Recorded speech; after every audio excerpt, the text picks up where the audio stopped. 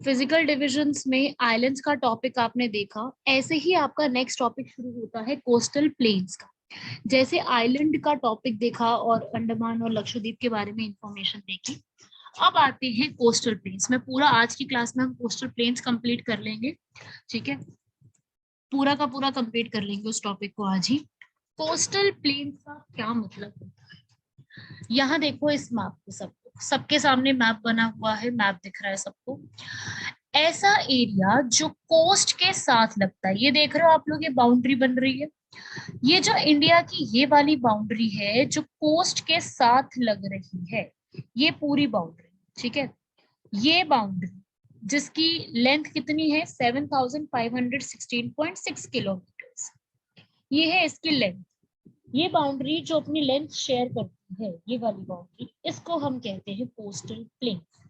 सिर्फ इसी हिस्से को हम कहते हैं कोस्टल प्लेन्स, ठीक है। जो बाउंड्री पानी के साथ शेयर, ध्यान रखना, जो बाउंड्री पानी के साथ शेयर होगी उसी को कोस्टल प्लेन कहेंगे। और जो ये कोस्टल प्लेन्स बने हुए होते हैं इंडिया में, ये कौन कौन से टच कर रहे हैं, कहाँ कहाँ पे बने हुए हैं, उसको एक बार देख लेंगे। मैं एक आपके सामने अभी मैप हम बनाएंगे, उसको समझना जरा। सब लोग जरा मेरे साथ साथ ही बनाओ ये चीज, ऐसे करके ऐसे करके बनाओ, अभी क्लियर हो जाएगा। यहाँ पे कौन सी स्टेट है, गुजरात, महाराष्ट्र, यहाँ पे क्या आता है, गोवा, यहाँ पे क्या है, कर्नाटका, यहाँ पे केरला, आंध्र प्रदेश, नीचे क्या है, तमिलनाडु, आंध्र प्रदेश ऊपर की तरफ है थोड़ा सा,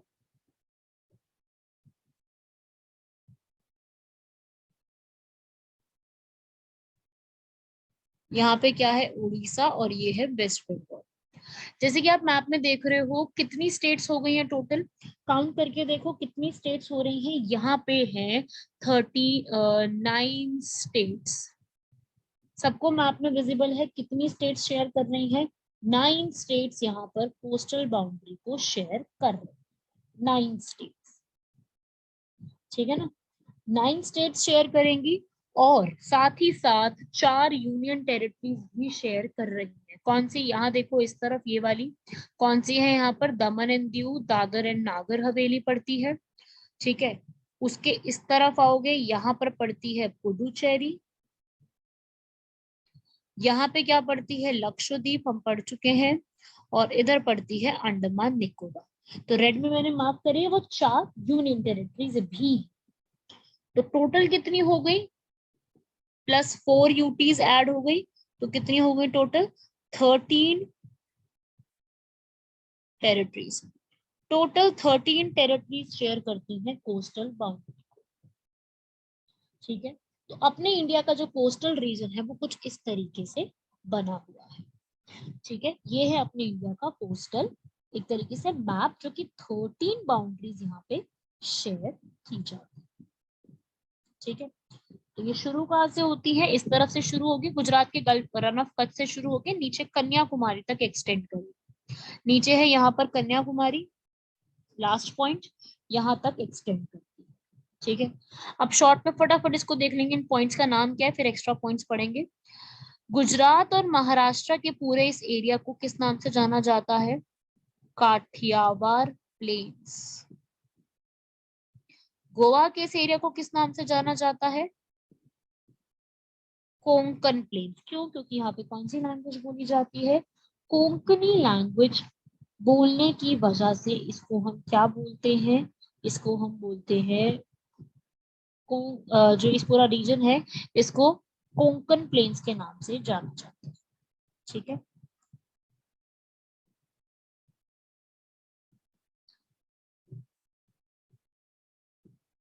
इसको याद रखना।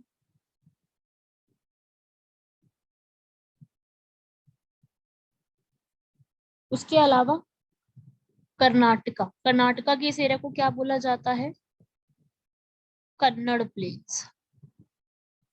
देख लेना, कर्नाटका के एरिया को बोला जाता है कन्नड़ प्लेन्स। उसके बाद फिर इधर केरला के एरिया को क्या बोला जाता है? मालाबार प्लेन्स। तमिलनाडु के एरिया को क्या बोला जाता है? लिख लीजिएगा, कोरामंडल प्लेन्स। किस नाम से? कोरामंडल प्लेन्स। आंध्रा के एरिया को इसका यही बोला जाता है, आंध्रा प्लेन्स। ओडिशा वाले एरिया को उत्कल प्लेन्स। क्यों उत्कल बोला जाता है? इसके पीछे भी रीजन है, क्योंकि उत्कल जो है ये ही उत्कल जो बेसिकली है ये ओडिशा का सबसे पुराना नाम है, ठीक है। The oldest name of Odisha is Utkal, that's why इसको इस अलग से नाम से जाना जाता है, ठीक है। तो ये फैक्ट्स आपको याद रखने हैं, ओडिशा को क्यों बोला जाता है, उत्कल प्लेन्स के नाम से इसको जाना जाता है। तो ये वाले क्वेश्चंस भी एग्जाम में पूछे जाते हैं, कौन से रीजन को क्या स्पेसिफिक बोला जाता है। सो ओडिशा वाला जो रीजन है उसको उत्कल प्लेन्स के नाम से जाना जाता है। क्यों जाना जाता है उसको? क्योंकि उत्कल जो है, आपको मैंने जैसे कि बताया, ये उड़ीसा का सबसे पुराना है, that's why it is known as Utkal plain. समझ रहे हो ना बात को? तो ये वाले फैक्ट्स याद रखना, ठीक है।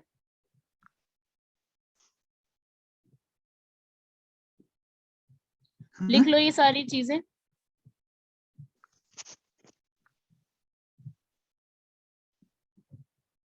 Coastal planes, Utkal plate.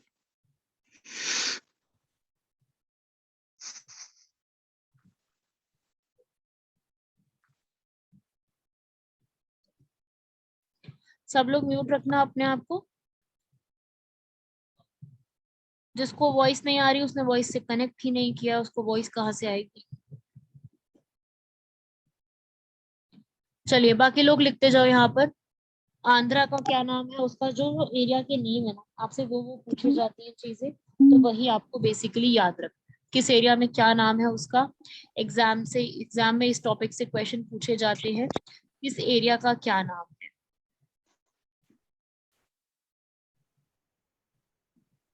ठीक है। और लास्ट आओ वेस्ट बंगाल के एरिया में। वेस्ट बंगाल के एरिया को क्या बोला जाता है? सुंदरबंस। क्यों? क्योंकि यहाँ पर जो है सुंदरबंस एरिया है एक, और यहाँ पर ये टाइप के एरिया मिलता है, इसलिए इसको ये बोला जाता है। तो बेसिकली ये पुराने नाम चलते आ रहे, बहुत पुराने ये नाम है जो आज तक भी यूज किए आते जा रहे।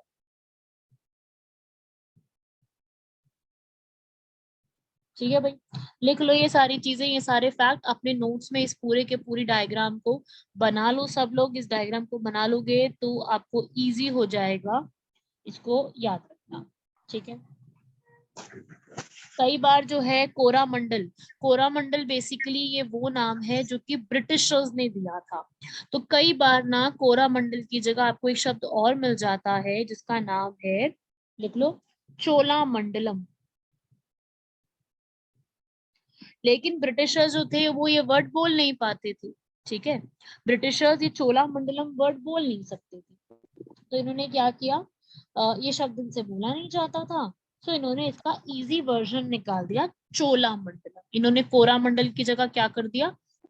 कोरामंडल, क्योंकि इनसे बोला नहीं जा रहा था ये वर्ड, तो इन्होंने अपने आप को फ्री करने के लिए ये चीज यहाँ पे इन्होंने कर दी। तो बेसिकली आपको इसमें क्या क्या याद रखना है, एग्जाम में क्या पूछा जा सकता है। एग्जाम में इस टॉपिक से क्वेश्चन आते हैं, पहली चीज कि हमारे इंडिया की जो कोस्टल लेंथ है वो कितनी कितनी तक एरिया आई हुई है। मैंने आपको बताया टोटल हमारे इंडिया की कोस्टल लेंथ पूछी जाती है, कितनी है, ये क्वेश्चन बनता है इसके ऊपर। तो कितनी है अभी आपको लिखवाई थी, 7516.6 किलोमीटर, ये है इसकी लेंथ। जिसकी डिवीजन कुछ कैसे है, लैंड के अंदर जो आप देख रहे हो, मैंने आपको 9 स्टेट्स बताई थी ना अभी, 9 स्टेट्स के अंदर जो इसकी डिवीजन है, लैंड वाली डिवीजन, वो कितनी है? लैंड वाली डिवीजन है 5422 किलोमीटर्स, ठीक है। ये लैंड की डिवीजन है। वही अगर मैं बात करूं उसमें आइलैंड्स, क्योंकि आपने देखा लक्षद्वीप और अंडमान निकोबार भी जुड़ गए हैं इसमें, तो लक्षद्वीप और अंडमान निकोबार के जुड़ने की वजह से आइलैंड्स भी ऐड हो गए हैं इसमें। सो आइलैंड्स की डिवीजन कितनी हो गई है? आइलैंड्स की डिवीजन यहाँ पर एक्स्ट्रा लिख लो, 2094 किलोमीटर। ये आइलैंड्स की डिवीजन है। लिख लो इन नोट्स को फटाफट से सब लोग। हर एक स्टूडेंट जो भी यहाँ पर प्रेजेंट है, नोट्स बना रहा है, वो इसके अंदर ये सारी अपने बना लिए। जैसे जैसे मैंने लिखा हुआ है, बनाया हुआ है, सब लोग इसको बना लो, तभी समझ में आ पाएगा। ठीक है, इसको बना लेना।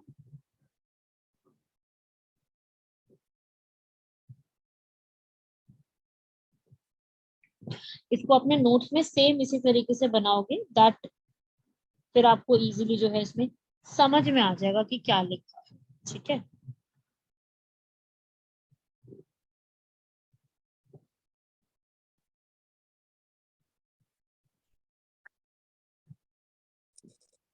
मैडम गुजरात का क्या नाम है? गुजरात वाला और महाराष्ट्र के एरिया का नाम है काठियावाड़। ये लिखा हुआ है KATHIAWAR, काठियावाड़ प्लेस, काठियावाड़ ये लिखा हुआ है। ठीक है भाई। अब क्वेश्चन और क्या पूछा जाता है? क्वेश्चन पूछा जाता है कि यहाँ पर ये सारी आपको दिख ही रहा है, सारा एरिया आपको दिख गया, आपको सारी स्टेट्स भी नजर में आ रही, मैंने पूरी मार्क की हुई है स्टेट्स भी, वो सब तो आपको नजर आ गई है। लेकिन इस पूरे एरिया के अंदर आपको दिख रहा है यहाँ पर सबसे ज्यादा कोस्टल लेंथ किसकी है? मतलब पूरे एरिया में ही जितना भी आप ये स्टेट्स और ये सब कुछ देख रहे हो, इसमें मैक्सिमम लेंथ कौन सी स्टेट या फिर कौन सी यूनियन टेरिटरी शेयर कर रही है? ठीक है, एक ये क्वेश्चन आता है। अब क्या मतलब है इस बात का, ये भी समझ लो कि इस पूरे एरिया में जो जो यहाँ पे शेयर की जा रही है, जो जो नाम आपको मैंने बताए, सबसे ज्यादा जो लेंथ है वो किसकी है? सबसे ज्यादा लेंथ है यहाँ पर, अगर स्टेट की बात करेंगे तो गुजरात की है। ठीक है, इसकी है लॉन्गेस्ट कोस्टल लाइन। अगर मैं बात करती हूँ स्टेट की तो, ठीक है, अगर मैं बात करूं नॉर्मली किसकी है, स्टेट के अलावा अगर मैं पूछती हूँ कि सबको मिलाकर किसकी है, तो भाई अंडमान निकोबार की मैक्सिमम लेंथ शेयर होती है। ठीक है, ये आपको फैक्ट सब लिखने पड़ेंगे क्योंकि इससे भी कोई ना कोई क्वेश्चन यहाँ पे बन सकता है कि किसकी कितनी कोस्टल लेंथ है। मान लो आपको 4-5 नाम दे देंगे और आपसे बोलेंगे इसको अरेंज करो, किसकी लेंथ कितनी ज्यादा है। ठीक है, तो समझ गए ना बात को? तो अब इसको एक बार देख लेते हैं। अब एक एक को थोड़ा सा पढ़ लेते हैं इसके बारे में, कोस्टल लेंस में। इस वाली पूरी स्क्रीन का आप लोग क्या करो, जो आपके सामने यहाँ पर आपको दिख रहा है, इस पूरे का स्क्रीनशॉट ले लो, और फिर उसके बाद जो है मैं आपको ये बता देती हूँ कि एक एक के बारे में आपको क्या क्या चीजें पढ़नी है। ठीक है, इसका ले लो आप लोग स्क्रीनशॉट, ताकि इसको आपको पढ़ने में इजी हो जाए। इसका स्क्रीनशॉट ले लो।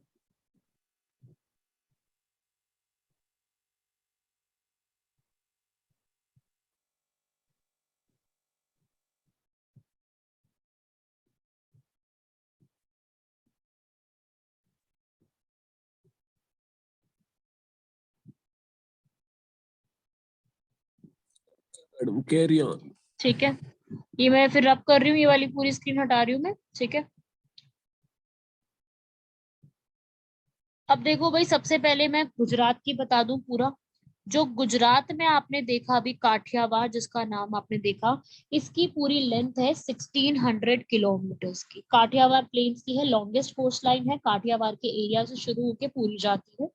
और यहाँ पे बहुत सारी क्या बनी हुई है, बीचेस बनी हुई है। ठीक है, तो बीचेस कौन कौन सी है, यहाँ पर द्वारका की बीच है, यहाँ पे पोरबंदर का एरिया आता है पास में ही, जो कोस्टल लाइन शेयर करते हैं। जूनागढ़ का एरिया आता है। ठीक है, भावनगर का एरिया है। ये एरियाज लिख लो, क्वेश्चन बन सकता है कौन सा एरिया जो है वो लाइन शेयर करता है। तो ये नाम वाम आपको सारे लिखने पड़ेंगे कि कौन सा एरिया लाइन यहाँ पे कितनी शेयर कर रहा है। ठीक है, तो सबसे पहले आपने यहाँ पे लिखी गुजरात प्लेन्स के बारे में। गुजरात प्लेन्स याद रखना, गुजरात के जो कोस्टल प्लेन्स है उसमें कौन कौन सा एरिया अपना शेयर करता है, जिसको काठियावाड़ के नाम से भी जानते हैं। काठियावाड़ पूरा वही है जो अभी आपको बताया। अब जिससे ज्यादा क्वेश्चन आते हैं, जो कोंकण लिखवाए थे आपको मैंने, कोंकण कोस्टल प्लेन्स जो है, ये कोंकण कोस्ट जो है पूरा, इससे थोड़े क्वेश्चन बन सकते हैं कि यहाँ पे क्या क्या चीजें प्रेजेंट है। बेसिकली ये गोवा में है। क्यों गोवा में कोंकण कोस्ट है? क्योंकि जो कोंकण है वो गोवा की सबसे बेसिक ऑफिशियल लैंग्वेज है, जिसकी वजह से ये कोंकण कोस्ट के नाम से जाना जाता है। ठीक है, यहाँ पर आपको जो है इसकी बेसिकली लोकेशन जो है वो गोवा की कैपिटल जो है, गोवा की कैपिटल पणजी, वहां पर पड़ती है। ठीक है, गोवा की कैपिटल से। और ये जो पूरा एरिया है, इस एरिया के पास क्या क्या रीजन पड़ता है? इस एरिया के पास आप लिख लीजिए इंपॉर्टेंट एरियाज, अंकोला और भटकल फॉल्स। ये इस बार यूपीएससी ने सीरियस एग्जाम्स में पूछा था, Bhatkal falls are located in, full stop करके। ठीक है, भटकल फॉल्स के बारे में पूछा था। जिसकी स्क्रीन क्लियर नहीं है, जो बोल रहे हैं, वो आपका नेटवर्क इशू है, आप अपना नेटवर्क चेक कीजिए। ठीक है भाई, कोंकण कोस्ट लिख लेना, ये वाला इजी है, इसको भी नोट कर लेना। उसके बाद कन्नड़ कोस्ट लिखवाया था, आप लोगों को याद होगा, कन्नड़ कोस्ट लिखवाया था। कन्नड़ कोस्ट कहाँ से कहाँ तक है लिख लिया वो आपने। बेसिकली ये सबसे ज्यादा कर्नाटका के पूरे एरिया में फैला हुआ है। और जो कन्नड़ कोस्ट है, कन्नड़ कोस्ट पे बेसिकली 3 डिस्ट्रिक्ट्स आपके पड़ते हैं। सब लोग म्यूट रखो भाई। 3 डिस्ट्रिक्ट्स पड़ते हैं। कौन से 3 डिस्ट्रिक्ट हैं? लिखो, नाम सुना होगा आपने, उडुपी, उत्तर कन्नड़ और दक्षिण कन्नड़। ये कर्नाटका के 3 डिस्ट्रिक्ट्स हैं जो कि कन्नड़ वाले एरिया में बाउंड्री शेयर करते। ठीक है, ये कर्नाटका के एरिया में बाउंड्री शेयर करते हैं, इसलिए इनका नाम। और इसी कन्नड़ कोस्ट को, जो इसका पुराना नाम क्या हुआ करता था? तुलु कोस्ट, तुलु नाडु या फिर तुलु कोस्ट। ठीक है, तुलु नाडु कोस्ट इसका सबसे पुराना नाम हुआ। फिर बाद में धीरे धीरे करके इसका नाम जो है वो चेंज किया गया, नाम जो है डिफरेंट डिफरेंट यूज किए गए, और फाइनली ये जो नाम आज आप पढ़ रहे हो वो हमारे सामने आता है। ठीक है,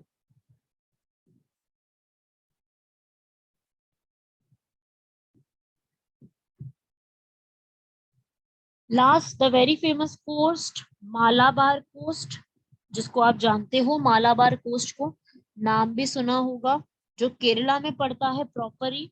ये पूरा का पूरा एरिया केरला में, और ये वही रीजन है जहां से इंडिया में मॉनसून एंटर करता है। मॉनसून का जो एंटर पॉइंट है वो यहीं से ही है, मॉनसून यहीं से एंड होता है। और इस एरिया की हाईएस्ट पीक जो कोस्ट है, यहाँ पे एक हाईएस्ट पीक बनी हुई है जिसका नाम है अनाई मुड़ी। ये भी नाम सुना होगा आप लोगों ने, अनाई मुड़ी। ये इस एरिया की हाईएस्ट पीक है। और इसी में एक एरिया आता है जिसका नाम है कुट्टानाद। इसको नोट कर लो, इंपॉर्टेंट है, Kuttanad, the rice bowl of Kerala. जैसे कश्मीर का भी राइस बोल है, जम्मू कश्मीर का राइस बोल किसको कहा जाता है? मैम पुलवामा। पुलवामा। ऐसे ही केरला का राइस बोल कहा जाता है कुट्टानाद। और ये कुट्टानाद कहाँ एग्जिस्ट करता है? मालाबार कोस्ट पर एग्जिस्ट करता है। लिख लेना ये चीज।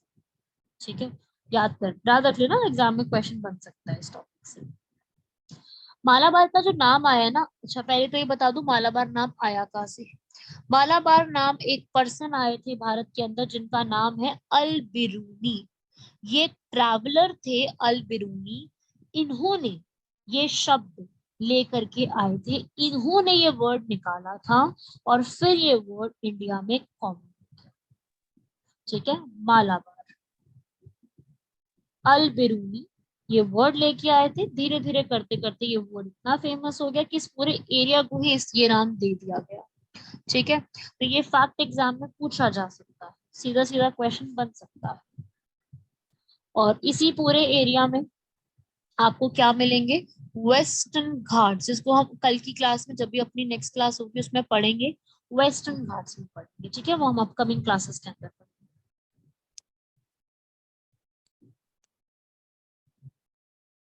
चलिए, ये वाला याद रखना, एग्जाम में बन सकता है। मालाबार के बाद आओ नेक्स्ट टॉपिक की तरफ, जो है कोरामंडल कोस्ट, ठीक है, मालाबार हम लोगों ने कर लिया, इसके बाद आओ कोरामंडल कोस्ट की तरफ।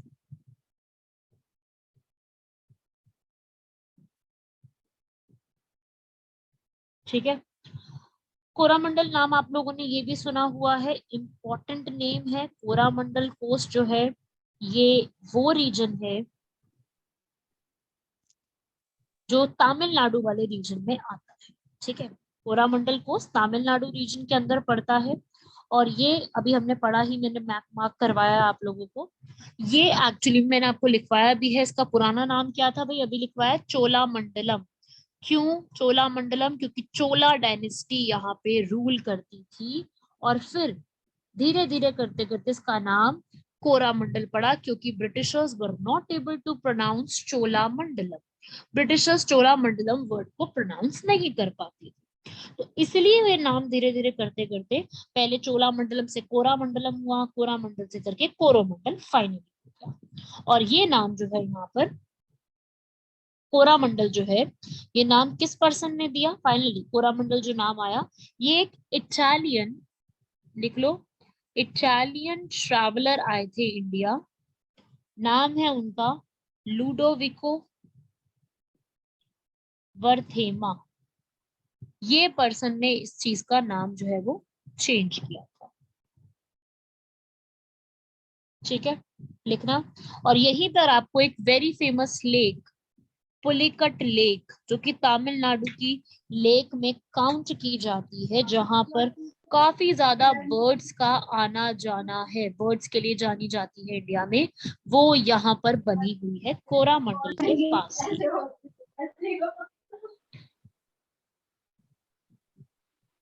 ठीक है,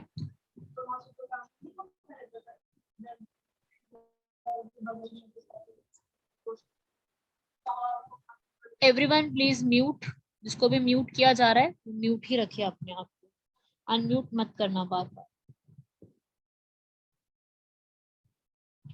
कोरामंडल के बाद क्या आता है, उत्कल प्लेन्स। ठीक है, आंध्रा प्लेन्स को हम आगे कवर अप करेंगे, अभी हम लिखेंगे पहले उत्कल कोस्ट। बताया मैंने उत्कल नाम क्यों है, उत्कल नाम क्यों आता है, क्योंकि ये वो रीजन है उड़ीसा का जो सबसे पुराना रीजन हुआ करता था, ये उड़ीसा का रीजन है बेसिकली, उड़ीसा का सबसे पुराना नाम आपको मैंने बताया है उत्कल था, इसलिए ये नाम उत्कल प्लेन्स आता है। और यहीं पर सबसे इंपॉर्टेंट लेक आती है, नाम शायद सुना होगा आप लोगों ने, चिलिका लेक, उसकी लोकेशन भी यही है, जो कि इंडिया की सबसे बड़ी लेक है। ठीक है, इसको याद रखना। और ये वो एरिया है जहाँ पर बहुत ज्यादा एग्रीकल्चर इंडिया की परफॉर्म की जाती है, क्रॉप्स को ग्रो किया जाता है, और यहाँ पर ये वो एरिया है जो कि अशोका अपने अंडर करना चाहते थे। अशोका को जानते हैं ना, Ashoka the great, Ashoka the great, ये यही इसी रीजन में उन्होंने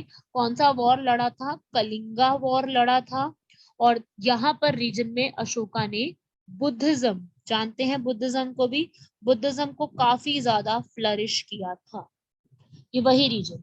ठीक है, तो ये जो पूरा रीजन है सबसे पहले अशोका के अंडर था, धीरे धीरे वहां पे और डायनेस्टीज बनती गई। ठीक है, जैसे कि कौन सी, सतवाहन डायनेस्टी, ये डायनेस्टी बनी, कारा डायनेस्टी बनी, और ऐसे करते करते फिर यहाँ पे मुस्लिम रूल आया, और मुस्लिम रूल आने के बाद धीरे धीरे ये कंट्रोल किसके हाथ में चला गया, ब्रिटिशर्स के हाथ में।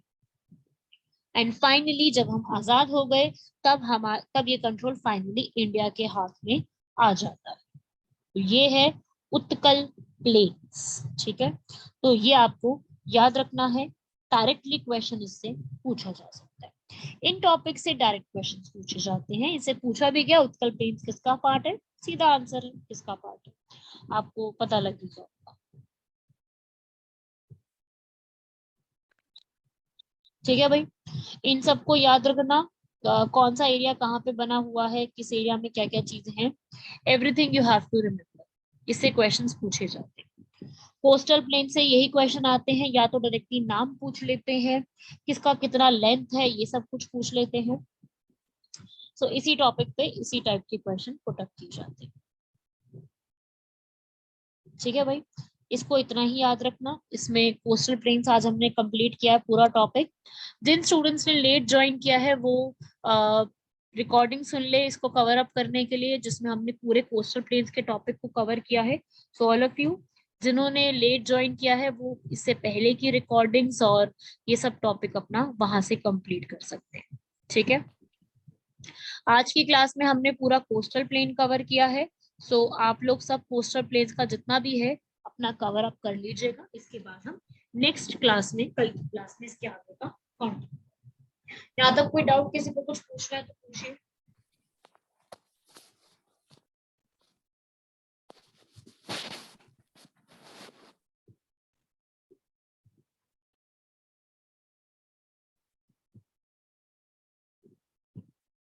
डाउट्स अपने लिख दीजिए, अगर किसी को कोई डाउट पूछना है तो आप अपना डाउट लिख के पूछ सकते हैं। अनम्यूट मत करना, जो भी डाउट है अपना लिख लीजिए। I will answer that.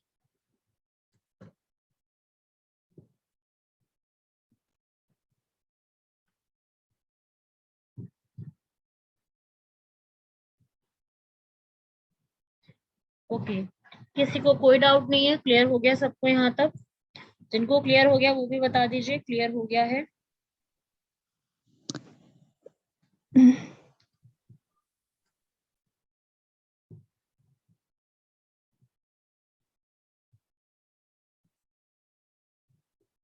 चलिए फिर ओवर करते हैं क्लास को। कोई डाउट नहीं है किसी को तो। लेट ज्वाइन किया, how to watch full lecture, recorded lecture आपको मिल जाएगा। ये पूरा जो हमने आज पूरा लेक्चर किया है, फुल लेक्चर आपको रिकॉर्डेड मिल जाएगा, ऐप पे अपलोड हो जाएगा। तो आप लोगों को जो है इसका रिकॉर्डिंग लेक्चर पूरा अवेलेबल हो जाएगा। ऐप पे ये अपलोड हो जाते हैं सारे लेक्चर्स।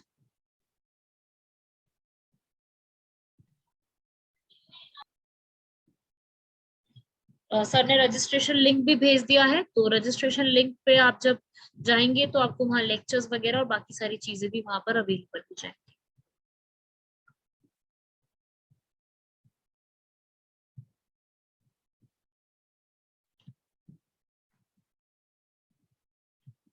ओके देन ओवर करते हैं, यहाँ तक कोई डाउट नहीं है तो।